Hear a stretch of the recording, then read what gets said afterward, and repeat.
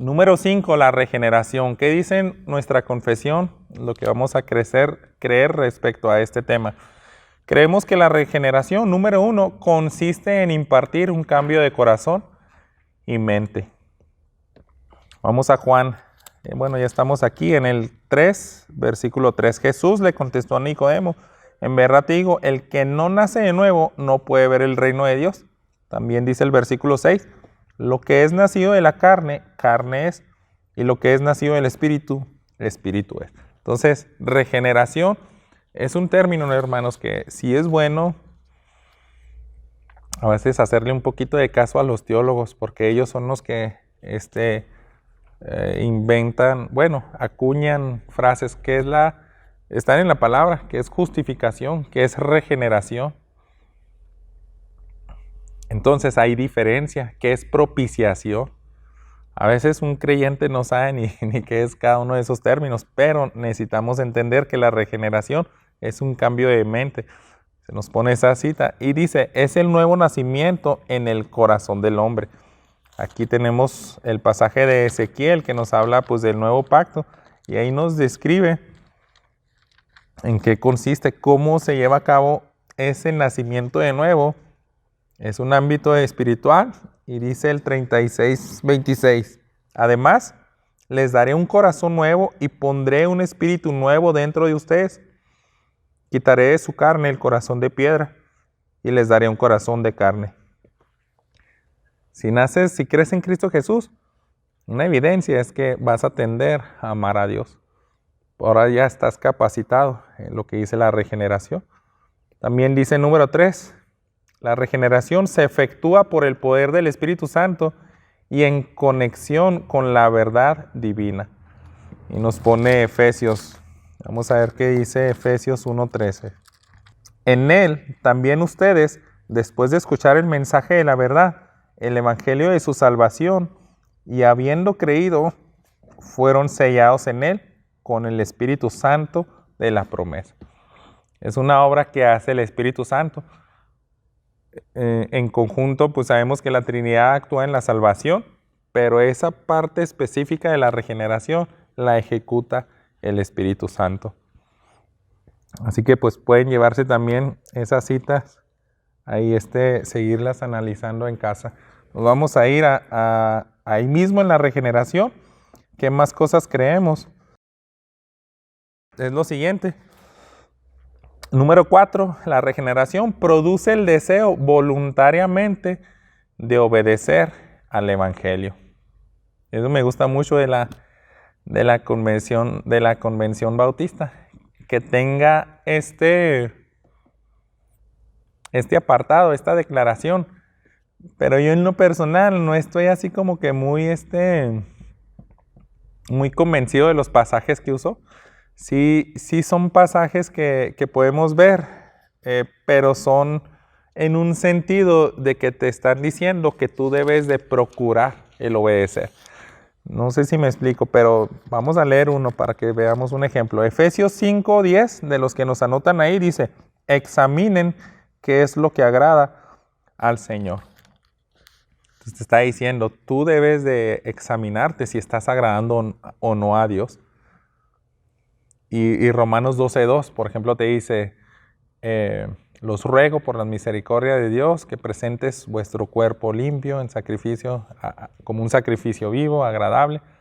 Se fijan, son órdenes que ejecutes, obedece a Dios, obedece. Pero ahorita más adelante vamos a regresar aquí para ver qué nos dice la confesión de Westminster. Déjeme paso al 5. Su evidencia se manifiesta en los frutos que produce el creyente, la fe y la novedad de la vida. Entonces, eso sí es algo muy correcto. Tú no puedes decir que eres salvo, que fuiste regenerado, si no hay frutos. Y tenemos esas citas, ¿verdad? Mateo 7:20. Vamos a ver qué nos dice esa. Ese es del Sermón del Monte. Y Jesús decía, muchos pueden decirme Señor, pero se pueden engañar, ¿verdad? Y dice, así que por sus frutos los conocerán.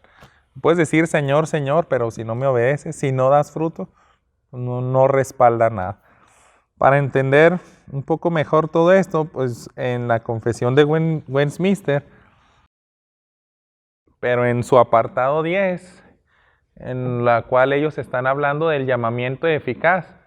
Si fijan, vamos a regresar un poquito ya habíamos visto este apartado 10 en la Confesión de Westminster, pero fíjense lo que dice aquí. A todos aquellos a quienes Dios ha predestinado para vida, y a ellos solamente le agrada su tiempo señalado y aceptado llamar eficazmente por su palabra y espíritu, fuera del estado de pecado y muerte en que están por naturaleza, a la gracia y salvación por Jesucristo, iluminando espiritual y salvadoramente su entendimiento, a fin de que comprendan las cosas de Dios. Entonces, hermanos, sí nos explica la Convención Bautista qué es la regeneración, pero exactamente cómo funciona, cómo se lleva a cabo esa salvación por gracia y la regeneración. Entonces, este párrafo nos describe eso. Tiene que haber un llamado eficaz.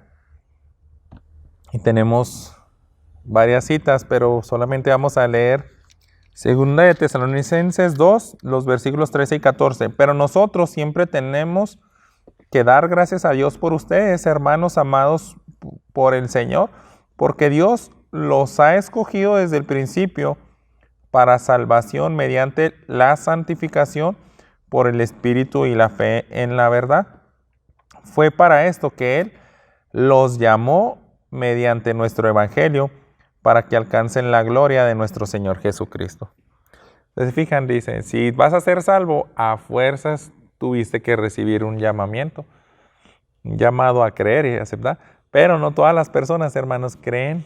Cuando tú haces un llamado a entregar tu vida a Cristo o a que Él gobierne tu vida, no es llamado eficaz, porque no todos ejercen y aceptan la voluntad de Dios, no se humillan, no quieren confesar sus pecados. Pero tenemos este término del llamamiento eficaz, porque son los que sí responden, ¿verdad? Y segunda de Timoteo, en el capítulo 1, versículos 9 y 10 dice: Él nos ha salvado y nos ha llamado con un llamamiento santo, no según nuestras obras, sino según su propósito y según la gracia que nos fue dada en Cristo Jesús desde la eternidad, y que ahora ha sido manifestada por la aparición de nuestro Salvador Cristo Jesús, quien puso fin a la muerte y sacó a la luz la vida y la inmortalidad por medio del Evangelio. Ese es el llamamiento eficaz. A mí siempre me ha llamado mucho la atención porque cuando Jesús llamaba a sus discípulos y decía, sígueme, me impacta mucho como Leví, ¿no? Nomás pasó por enfrente, lo vio sentado a la mesa de los tributos y le dice, sígueme. Ese es un llamamiento eficaz que solamente por gracia de Dios obra, ¿no? Y el que le obedece y se levanta y entrega su voluntad, eso es lo que llamamos el llamamiento eficaz. Así es, en ese mismo instante se está llevando a cabo la regeneración. La regeneración, la fe, el cambio de corazón, todo eso al mismo tiempo. Primera de Corintios 2:10. Pero Dios nos las reveló por medio del Espíritu, porque el Espíritu todo lo escudriña, aun las profundidades de Dios. Y dice el 12, y nosotros hemos recibido no el Espíritu del mundo, sino el Espíritu que viene de Dios, para que conozcamos lo que Dios nos ha dado gratuitamente. Entonces, se fijan, aquí en esta confesión dice, la iluminación espiritual y salvadora su entendimiento a fin de que comprendan las cosas de Dios. Porque muchos pueden oír el Evangelio, agarrarlo como información intelectual, pero si no tienen el Espíritu Santo, no tiene sentido para que cambie sus vidas. Pero el Espíritu Santo hace esa obra, ¿verdad? Y nos ilumina. Y eso es parte del llamamiento eficaz. Nos vamos a la última diapositiva. Quitándoles el corazón de piedra y dándoles uno de carne, renovando sus voluntades y su potencia todopoderoso, induciéndoles hacia aquello que es bueno y trayéndoles eficazmente a Jesucristo. De tal manera que ellos vienen con absoluta libertad, habiendo recibido por la gracia de Dios la voluntad de hacerlo. Ahorita que veíamos las citas que pusieron la Convención Nacional Bautista, fíjense el contraste o las citas que utilizaron en esta confesión. Ezequiel 36:27, pondré dentro de ustedes mi espíritu y haré que anden en mis estatutos y que cumplan cuidadosamente mis ordenanzas. Cuando nosotros regresamos a los pasajes que teníamos aquí en la confesión, dice en el número 4, produce el deseo de voluntariamente obedecer al Evangelio. Yo creo que aquí nos sirven más las citas que tiene la confesión de Westminster porque están completamente de acuerdo, pero ellos ponen esos otros pasajes. Filipenses 2:13, porque Dios es quien obra en ustedes tanto el querer como el hacer por su buena intención. ¿Quién es el que produce en nosotros el obedecer a Dios? Pues proviene de Dios. Y viene de Deuteronomio 36. Hasta en el Antiguo Testamento tenemos algo que apunta a eso, ¿verdad? De que Dios es el que produce en sus hijos la obediencia. Esto es, me parece más bien así como profético hasta que viniera el nuevo pacto. Pero dice de todas formas en el 36, además el Señor tu Dios circuncidará tu corazón y el corazón de tus descendientes para que ames al Señor tu Dios con todo tu corazón y con toda tu alma a fin de que vivas. Las dos cosas son correctas, hermanos. No tenemos que también decir, no, pues sí, Dios, si yo obedezco es nada más porque Dios me va a hacer obedecerlo, sí. Pero también tenemos los otros pasajes, hermanos, donde dice, entrega tu voluntad como tu cuerpo como sacrificio vivo y agradable. Entonces yo creo que debemos de abrazar las dos confesiones. Y así de esa manera pues hicimos la nosotros con una mezcla. ¿Qué más podemos leer aquí? Ya no tengo más anotaciones.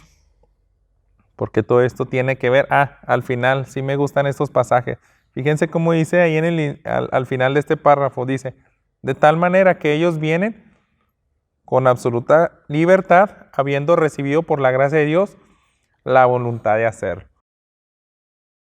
El llamamiento eficaz está en las dos cosas, hermanos. Es como que Dios nos atrae con tanto amor, nos cautiva su mensaje, sus atributos y entregamos su voluntad.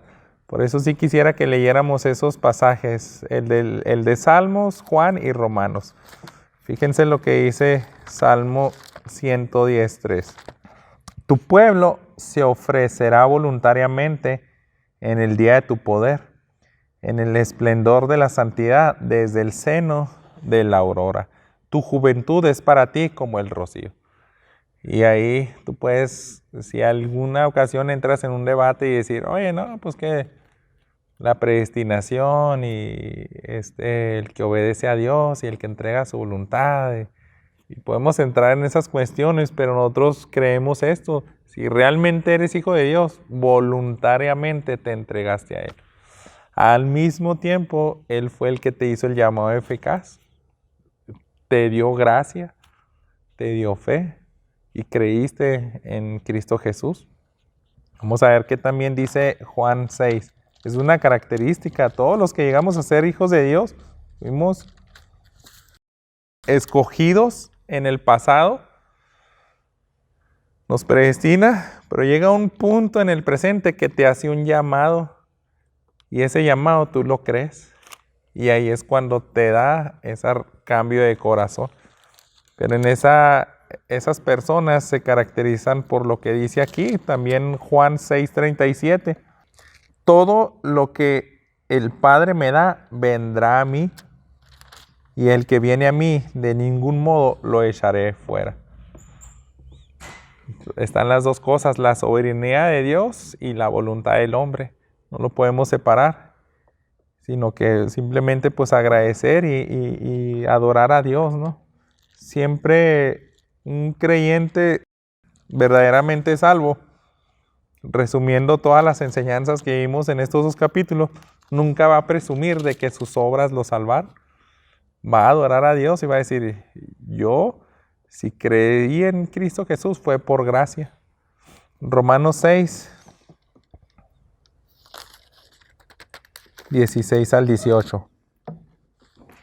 ¿No saben ustedes que cuando se presentan como esclavos a alguien para obedecerle, son esclavos de aquel a quien obedecen, ya sea del pecado para muerte o de la obediencia para justicia? Pero gracias a Dios que aunque ustedes eran esclavos del pecado, se hicieron obedientes de corazón a aquella forma de doctrina a la que fueron entregados. Y habiendo sido libertados del pecado, ustedes se han hecho siervos de la justicia. Y no debemos de tener conflicto en creer esto. Pues Dios te elige, pues sí te elige. Pero forza tu voluntad, no la forza.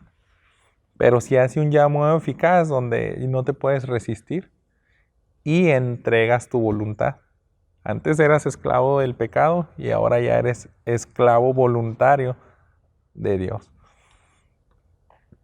Bueno, pues si se fijan, son doctrinas algo profundas que podemos durar más horas aquí, pero más que nada, pues leamos esos pasajes y ya tenemos en párrafos condensados para que tú los vuelvas a masticar y decir, caray, sí creo eso. Yo diría, ¿no? Vimos hace poco que Dios con el Espíritu Santo y con la fe te ayuda a aceptar todo lo que dice su palabra. A veces tenemos conflictos, hermanos. Creo que el domingo pasado no hace mucho, es cuando decía, hay una parte donde tú hablas de la lección y nos cuesta trabajo. O sea, porque hay mucho orgullo, hay un sistema así de donde tú quieres meter tu cuchara y decir, no, aquí yo sí cooperé. Pero eso es lo que dice la palabra de Dios.